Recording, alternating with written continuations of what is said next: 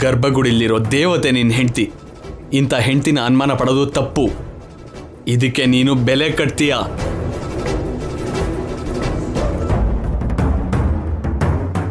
ಅವನಿಗೆ ಕ್ಷಮೆ ಕೇಳು. ಅವನಿನ ಮತ್ತೆ ಮನೆ ಕರ್ಕೊಂಡು ಹೋಗು. ಕುಟುಂಬನ ಎದುರಿಸು. ಇಬ್ರು ಒಟ್ಟಿಗೆ ಇರಿ.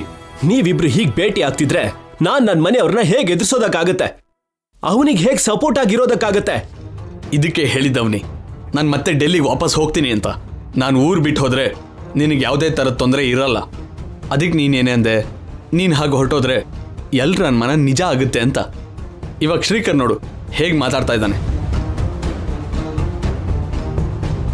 ಅಷ್ಟಕ್ಕೂ ನಾನು ಈ ಊರಿಗೆ ಬರಲೇಬಾರ್ದಾಗಿತ್ತು. ಇಂಥ ಸಮಸ್ಯೆಗಳೇ ಬರ್ತಾ ಇರಲಿಲ್ಲ. ಐ ಆಮ್ ಸಾರಿ ಅವನಿ.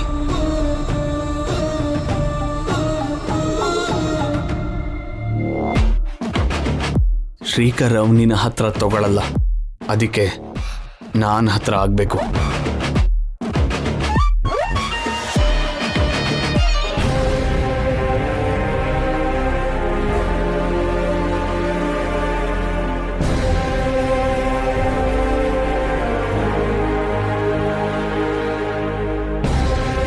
ಒಂದು ನಿಮಿಷ ಶ್ರೀಕರ್ ಅವರೇ.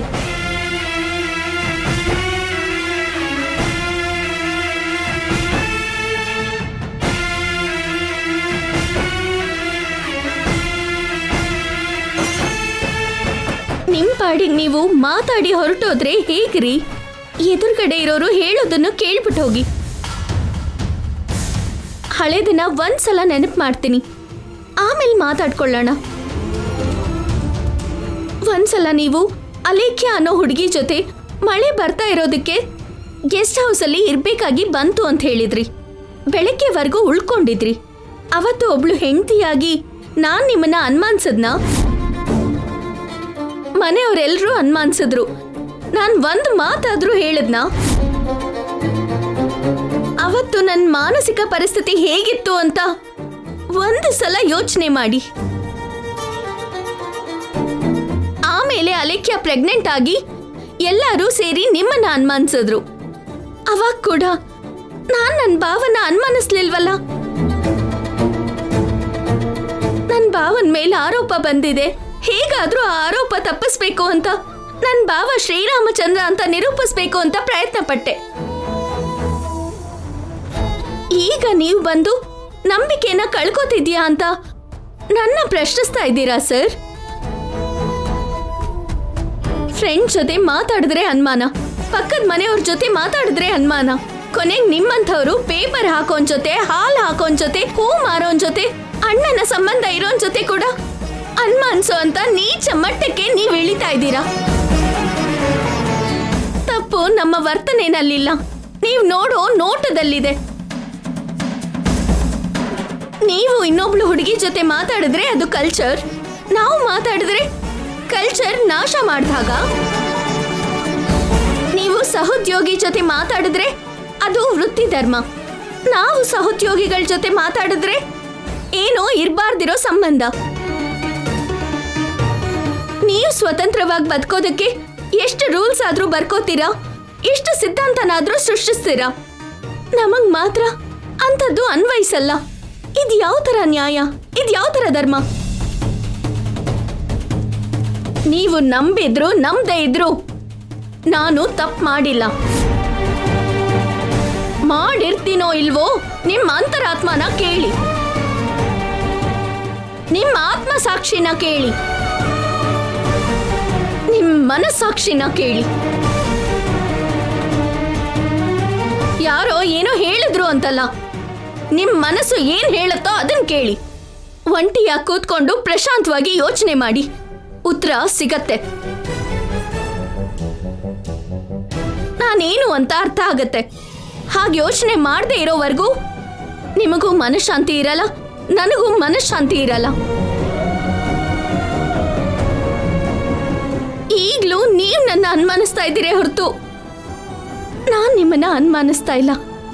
ರಾಮ ಸೀತೆನ ಅನುಮಾನಿಸಿದ್ನೇ ಹೊರತು ಸೀತೆ ರಾಮನ್ನ ಅನುಮಾನಿಸ್ಲಿಲ್ಲ.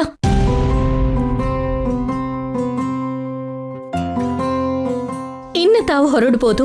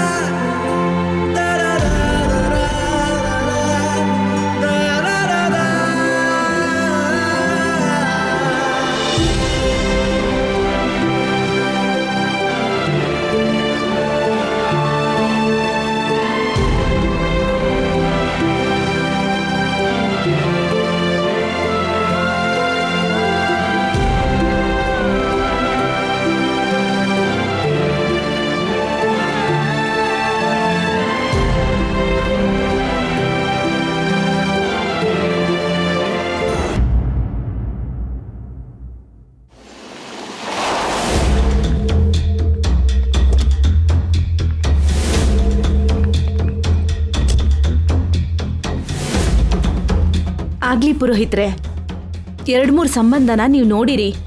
ನಾನು ಸತ್ಯ ಹತ್ರ ಮಾತಾಡಿ ನಿಮ್ಗೆ ತಿಳಿಸ್ತೀನಿ. ಆಗ ಹುಡುಗಿ ನೋಡೋದಕ್ಕೆ ಹೋಗೋಣ. ಈಗಷ್ಟೇ ಸತ್ಯ ಬಂದ. ಇನ್ನೊಂದು ಅರ್ಧ ಗಂಟೆಲಿ ಮತ್ತೆ ನಿಮಗೆ ಫೋನ್ ಮಾಡ್ತೀನಿ. ಸರಿ, ಇಡ್ತೀನಿ. ಏ ಸತ್ಯ, ಏನಾಯ್ತೋ? ಈ ಗಾಯ ಹೇಗಾಯ್ತೋ? ಅವನಿಗೋಸ್ಕರ ಅವ್ರ ಮನೆಗೆ ಹೋಗಿದ್ದೆ ಅಮ್ಮ. ಅಲ್ಲಿ ಜಗಳ ಆಯ್ತು. ಮಗಳು ಹುಟ್ಟಿದ್ದನ್ನೇ ಅನುಮಾನಿಸ್ತೀಯ? ಮನುಷ್ಯನ ನೀನು? ನನ್ನ ತಮ್ಮನ ಕಲರ್ನೇ ಇಟ್ಕೋತೀಯ?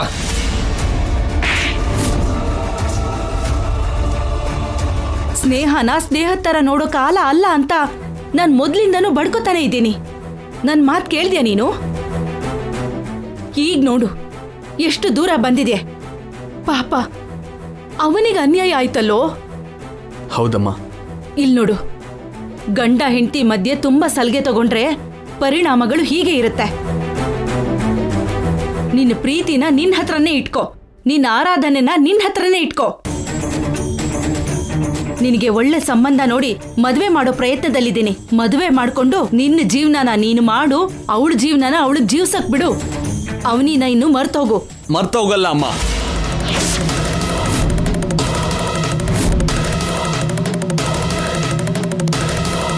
ಅವನಿನ್ನ ಮರ್ತೋಗಲ್ಲ. ಅವನಿನ್ನ ಬಿಡೋದಿಲ್ಲ. ಏನ್ ಮಾತಾಡ್ತಿದ್ಯೋ? ಇಲ್ಲಿವರೆಗೂ ನಾನು ಒಳ್ಳೆಯವನಾಗೇ ಇದ್ದೆ. ಇವಾಗ ನನ್ನ ಜೊತೆ ಸಂಬಂಧ ಕಟ್ಟಿದ್ದಾರೆ. ಆ ಸಂಬಂಧನ ಪವಿತ್ರ ಬಂಧವಾಗಿ ಬದಲಾಯಿಸ್ಕೋತೀನಿ. ಏನು? ನಮ್ಮ ಮೇಲೆ ಆರೋಪ ಬಂದಿದೆ. ಅದು ನಿಜ ಅಲ್ಲ ಅಂದ್ರೂ ನಂಬಲ್ಲ. ಹಾಗಿರುವಾಗ ನಾನು ಕಾಮಾಗಿ ಯಾಕಿರ್ಬೇಕು? ಅದೇ ನಿಜ ಮಾಡ್ತೀನಿ. ಏಯ್, ಏನ್ ಮಾತಾಡ್ತಿದ್ಯೋ ನೀನು? ಅಮ್ಮ, ಇವಾಗ ನಾನು ಹೇಳದ್ ಕೇಳಮ್ಮ. ಅವನಿ ಅಂತ ಹೆಂಡತಿ ಸಿಗೋದು ಶ್ರೀಕರ್ ಅದೃಷ್ಟ. ಆ ಅದೃಷ್ಟನ ಹುಷಾರಾಗಿ ಕಾಪಾಡ್ಕೊಳ್ಳೋ ಜವಾಬ್ದಾರಿ ಶ್ರೀಕರ್ಗೆ ಇಲ್ಲ. ಅವನಿಯಿಂದ ದೂರ ಆಗ್ಬೇಕು ಅನ್ಕೊಂಡಿದ್ದಾನೆ.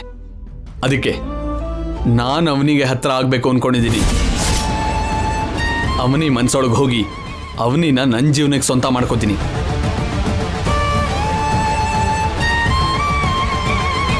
ಅವನಿನ ಶ್ರೀಕರ್ ಶಾಶ್ವತವಾಗಿ ದೂರ ಮಾಡ್ಕೊಂಡ್ರೆ ಮಾತ್ರ ಅವನಿನ ನಾನು ಮದುವೆ ಮಾಡ್ಕೋತೀನಿ. ಅವನಿನೇ ಲೈಫ್ ಅಂದ್ಕೊಂಡಿದ್ದೆ. ಅದಕ್ಕೆ ಅವನಿಗೆ ನಾನೇ ಲೈಫ್ ಕೊಡ್ತೀನಿ. ಅವನಿ ಮಗಳಿಗೆ ನಾನು ತಂದೆ ಆಗ್ತೀನಿ. ಏಯ್, ನಿನಗೇನಾದ್ರೂ ಹುಚ್ಚಿಡ್ದಿದ್ಯಾ? ಏನ್ ಮಾತಾಡ್ತಿದ್ಯಾ ಅಂತ ನಿನಗಾದ್ರೂ ಅರ್ಥ ಆಗ್ತಿದ್ಯಾ? ಚಿಚಿ, ಕೊನೆಗೆ ನೀನ್ ಇಂಥ ನಿರ್ಧಾರಕ್ಕೆ ಬರ್ತೀಯ ಅಂತ ನಾನು ಅನ್ಕೊಂಡಿರ್ಲಿಲ್ಲ ಕಣೋ. ನನ್ನ ಡಿಸಿಷನ್ ನಿನಗೆ ತಪ್ಪಾಗಿ ಕಾಣಿಸ್ತಾ ಇರ್ಬೋದಮ್ಮ. ನನಗಂತೂ ಸರಿಯಾಗಿ ಕಾಣಿಸ್ತಾ ಇದೆ.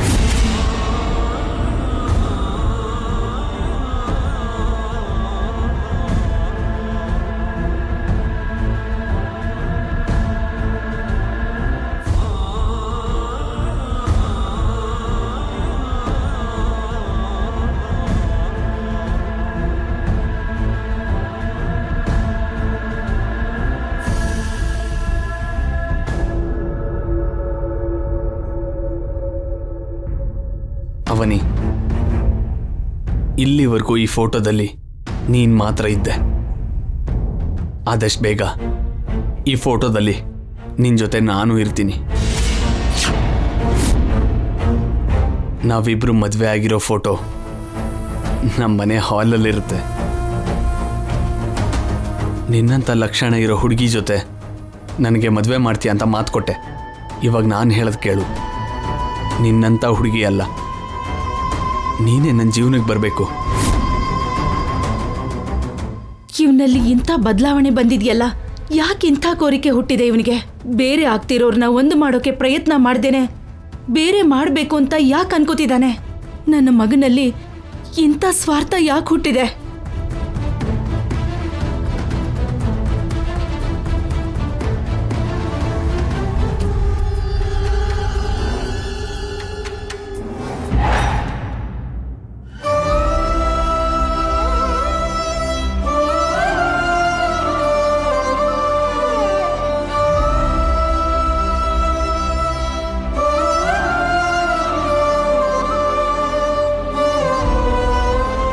ಹೋಗಿದ್ಯಮ್ಮ?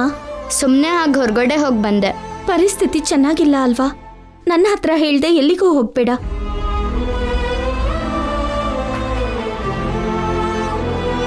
ಆ ನಿಹಾರಿಕಾ ನಮಗ್ ಗೊತ್ತಿಲ್ಲದೆ ಇರೋ ಹಾಗೆ ಹತ್ತು ತಿರುಗ್ದ ಹಾಗೆ ನಮ್ ಸುತ್ತಾ ಇರ್ತಾಳೆ. ಯಾವುದೋ ಒಂದು ರೀತಿಲಿ ನಮಗೆ ತೊಂದರೆ ಕೊಡಬೇಕು ಅಂತ ಅವಳು ಪ್ರಯತ್ನ ಮಾಡ್ತಾಳೆ. ಹೊರಗಡೆ ಏನು ನಡೀತು ಅಂದರೆ ಇನ್ನು ನಿಮ್ಮಪ್ಪ ಅಮ್ಮ ಶಾಶ್ವತವಾಗಿ ದೂರ ಆದಾಗೆ. ಯಾಕಂದ್ರೆ ನಿಮ್ಮಮ್ಮ ಬ್ಯಾಡ್ ಪರ್ಸನ್. ನಿಮ್ಮಮ್ಮ ನನ್ನ ಮೇಲೆ ಕೈ ಮಾಡಿದ್ಲು, ಇವಾಗ ನೀನು ನನ್ನ ಮಗಳ ಮೇಲೆ ಕೈ ಮಾಡ್ತಿದ್ಯಾ? ನಿನ್ನ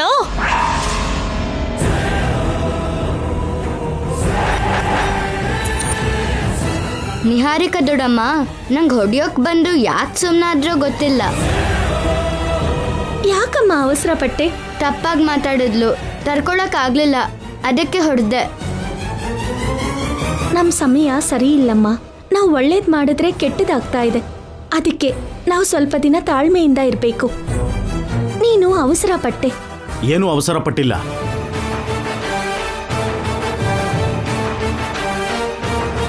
ಅಕ್ಷಯ ಶೌರ್ಯ ಕೆನ್ನೆಗೆ ಹೊಡೆದು ಸರಿಯಾದ ಉತ್ತರನೇ ಕೊಟ್ಟಿದ್ದಾಳೆ. ಅಮ್ಮನಿಗೆ ಅವಮಾನ ಮಾಡಿದ್ದಕ್ಕೆ ಮಗಳು ಯಾವ ರೀತಿಯಲ್ಲಿ ಸ್ಪಂದಿಸಬೇಕೋ ಆ ರೀತಿಯಲ್ಲೇ ಸ್ಪಂದಿಸಿದಾಳೆ.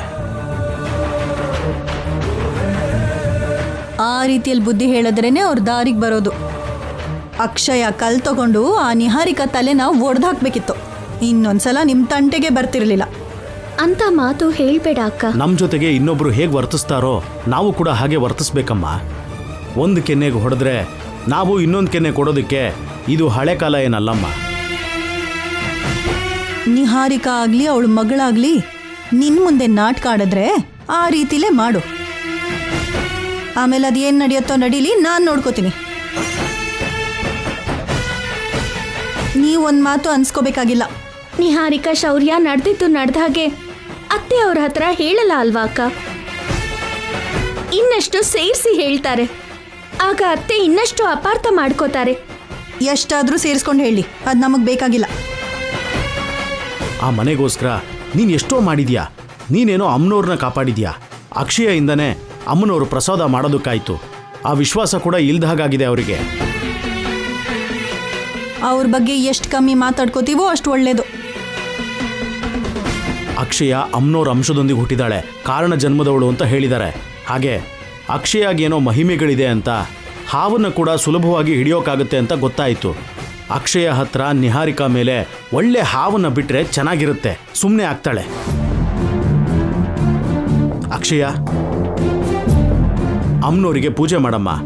ನಿನ್ನನ್ನು ಅಮ್ಮನ್ನ ಅನ್ಯಾಯವಾಗಿ ಹೊರಗಡೆ ಹಾಕಿದವರಿಗೆ ಹಾವು ಕಚ್ಚಲಿ ಅಂತ ಕೇಳ್ಕೊಳಮ್ಮ. ಅಮ್ಮನವರು ನಿನ್ನ ಮಾತನ್ನ ಕೇಳ್ತಾರೆ. ಒಬ್ರಿಗೆ ಕೆಟ್ಟದಾಗ್ಲಿ ಅಂತ ನಾವ್ ಯಾಕೆ ಬಯಸ್ಬೇಕು ಬಾಬಾ? ತಪ್ಪು ಮಾಡಿದವ್ರಿಗೆ ಯಾವುದೋ ಒಂದು ರೀತಿಲಿ ಶಿಕ್ಷೆ ಆಗತ್ತೆ. ನೀವು ಒಳ್ಳೆತನದಲ್ಲಿ ಸುಮ್ಮನಾಗ್ತಿದ್ದೀರಾ ಆದರೆ ಆ ಅಮ್ಮನವರು ನಿಮಗೆ ಯಾವುದೋ ಒಂದು ರೀತಿಯಲ್ಲಿ ಸಹಾಯ ಮಾಡ್ತಾನೆ ಇರ್ತಾಳೆ.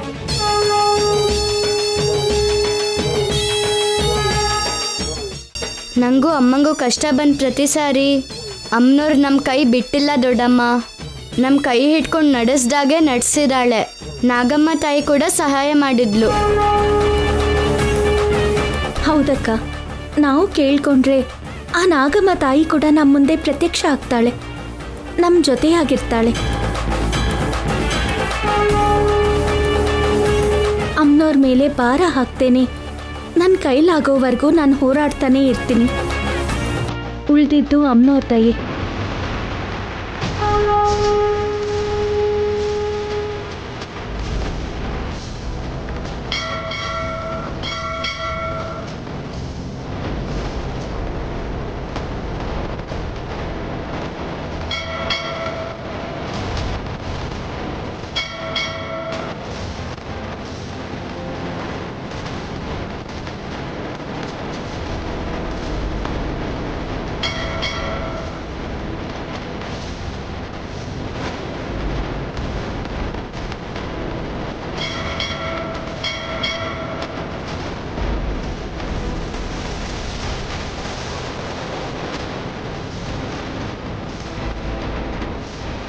ಯಾವುದೇ ಯುಗದಲ್ಲಾದರೂ ನನ್ನ ಆರಾಧಿಸೋ ಭಕ್ತರಿಗೆ ಏನಾದರೂ ಅಪಾಯ ಬಂದರೆ ಯಾವಾಗಲೂ ಕಾಪಾಡ್ತಾನೇ ಇರ್ತೀನಿ. ಯಾವುದೇ ಸಮಸ್ಯೆ ಎದುರಾದ್ರೂ ಆ ಸಮಸ್ಯೆಯಿಂದ ಪಾರ್ ಮಾಡ್ತೀನಿ. ನನ್ನ ಭಕ್ತರನ್ನು ಕಷ್ಟಗಳಿಗೆ ಗುರಿ ಮಾಡೋ ದುಷ್ಟ ಶಕ್ತಿಗಳನ್ನ ಹೊಡೆದು ಓಡಿಸ್ತೀನಿ. ಅವರಿಗೆ ಸರಿಯಾದ ರೀತಿಲಿ ಬುದ್ಧಿ ಕಲಿಸೋದು ನನಗೆ ಗೊತ್ತು. ಅವಾಗವಾಗ ನನ್ನ ಭಕ್ತರಿಗೆ ಕೂಡ ಕೆಲವು ಪರೀಕ್ಷೆಗಳು ತಪ್ಪಲ್ಲ.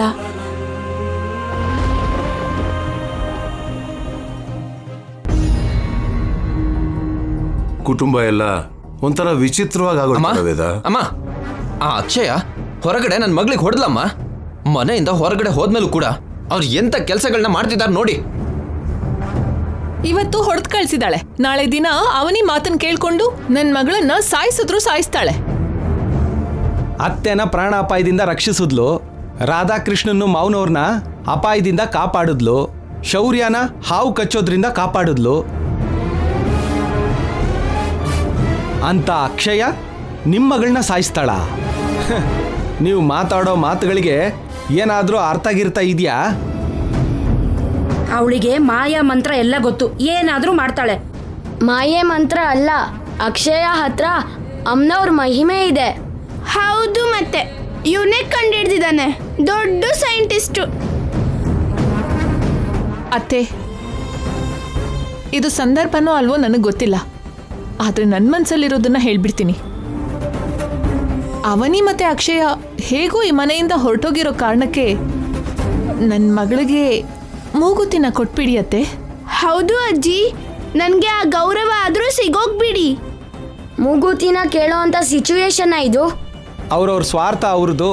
ಮೂಗುತಿ ವಿಷಯನ ಇನ್ನೂ ಎಷ್ಟು ಕಾಲ ಅಂತ ಹೀಗೆ ಎಳೆಯೋದು? ನಮ್ಮನೇಲಿ ನಡೆಯೋ ಹಾಗೆ ಇನ್ಯಾವ ಮನೆಯಲ್ಲೂ ಈ ಥರ ನಡೆಯಲ್ಲ. ಅದ್ರ ಬಗ್ಗೆ ಆಮೇಲೆ ಮಾತಾಡೋಣ ಬಿಡಮ್ಮ. ಮೊದಲು ಇರೋ ಸಮಸ್ಯೆಗಳು ನೋಡೋಣ. ಮೊದಲು ಆಗೋ ಕೆಲಸ ಆಗ್ಲಿರಿ. 1 ವಾರ 10 ದಿನ ಇರಿ, ಒಳ್ಳೆ ದಿನ ನೋಡಿ ಮೂಗುತಿನ ಕೊಟ್ಬಿಡ್ತೀನಿ.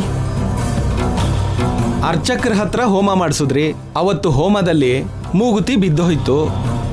ಅದು ಸಿಗ್ಬೇಕಾದವ್ರಿಗೆ ಸಿಗಬೇಕು ಅಂತ ಅರ್ಚಕರು ಎಚ್ಚರಿಸಿ ಹೋದ್ರು. ಅದನ್ನ ಮರ್ತು ಹೋದ್ರ? ಎಲ್ಲ ಸಾರಿನೂ ಯಾಕೆ ಹಾಗಾಗತ್ತೆ? ಮಾಮೂಲಿಯಾಗಿಲ್ಲ ಅಮ್ಮ, ಬಾವ ಅತಿಯಾಗಾಡ್ತಿದ್ದಾರೆ. ಎಲ್ಲಿಗೆ ಹೋಗಿದ್ದು? ಅವನಿ ಹತ್ರಕ್ಕೆ. ಸತ್ಯ ಅಲ್ಲೇ ಕಾಣಿಸಿದ್ನಾ? ಕಾಣಿಸ್ದ. ನಿಹಾರಿಕಾ ಹೇಳ್ದ ಹಾಗೆ ಆಯ್ತು. ಅವ್ರ ಬಗ್ಗೆ ನನಗೆ ಗೊತ್ತಿಲ್ವಾ? ಆದ್ರೆ ಅವನಿ ಮಾತುಗಳ ಪ್ರಕಾರ ನೋಡಿದ್ರೆ ಅವಳು ಯಾವ ತಪ್ಪು ಮಾಡಿಲ್ಲ ಅಂತ ಅನಿಸ್ತಿದೆ. 4 ಸಲ ನೀನು ಅವಳ ಮನೆ ಹತ್ರ ಹೋದೆ ಅಂದ್ರೆ ನಾವೆಲ್ಲ ಕೆಟ್ಟವ್ರಾಗೋಗಿ ಅವಳು ಒಳ್ಳೆಯವಳಾಗ್ಬಿಡ್ತಾಳೆ. ಮಾವ, ನಿಮ್ಮಲ್ಲಿ ಶುರುವಾದ ಈ ರಿಯಲೈಸೇಷನ್ ಹೀಗೆ ಇಟ್ಕೊಳ್ಳಿ. ನೀವು ಯಾರ ಮಾತನ್ನೂ ನಂಬೇಡಿ. ಬಂದ್ಬಿಟ್ಟೆ ಯಜಮಾನ. ಅಜ್ಜಿ ಮಾತು ಕೂಡ ನಂಬಾರ್ದು ಅಂತಿದ್ದಾನೆ. ಬೆಲ್ಟ್ ತಗೊಂಡು ಇವನಿಗೆ ಸರಿಯಾಗಿ ಹೊಡಿಬೇಕು. ನನಗೇನು ಅರ್ಥನೇ ಆಗ್ತಿಲ್ಲ.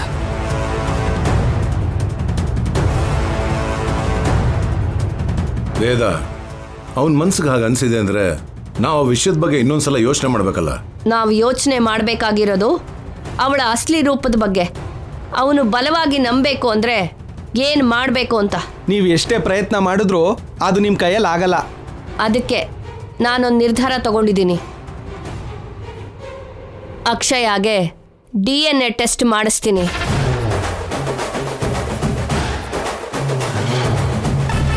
DNA ಟೆಸ್ಟಾ? ಹೌದು, DNA ಟೆಸ್ಟೇ. ಆದ್ರೂ ಅಷ್ಟು ದೊಡ್ಡ ನಿರ್ಧಾರ ಯಾಕಮ್ಮ? ಹೌದು ಅತ್ತೆ, ಅದರ ಅವಶ್ಯಕತೆ ಇದೆ ಅಂತೀರಾ? ಆ ಟೆಸ್ಟ್ ಏನು ನಿಮಗೆ ಅಂದ್ಹಾಗೆ ನೀವ್ಯಾಕೆ ಭಯ ಪಡ್ತಿದ್ದೀರಾ? ಏನಿಲ್ಲ ವಸಂತ್ ಅವರೇ, ಮನೆ ಜಗಳ ಬೀದಿಗೆ ಬಂದಾಗ ಆಗತ್ತಲ್ವಾ ಅಂತ. ಕೋರ್ಟಿಂದ ಆದೇಶ ತಗೋಬೇಕು, ಆ ಕಡೆ ಅವನಿಗೆ ಒಪ್ಕೋಬೇಕು, ಈ ಕಡೆ ಶ್ರೀಕರ್ ಏನಂತಾನೋ ಗೊತ್ತಿಲ್ಲ. ಚಿಕ್ಕ ವಿಷಯನಾ? ಅದೇನು ಶುಗರ್ ಟೆಸ್ಟಾ ಈಸಿಯಾಗಿ ಆಗೋದಕ್ಕೆ? ಹೌದೌದು. ಇಡೀ ಊರಿಗೆ ಗೊತ್ತಾಗೋ ಹಾಗೆ ಆ ಟೆಸ್ಟನ್ನ ನಾನು ಮಾಡಿಸಲ್ಲ. ಅವನಿಗೆ, ಶ್ರೀಕರ್ಗೆ, ಅಕ್ಷಯಾಗೆ ಯಾರಿಗೂ ಗೊತ್ತಾಗದೇ ಇರೋ ಥರ ಮಾಡಿಸ್ತೀನಿ.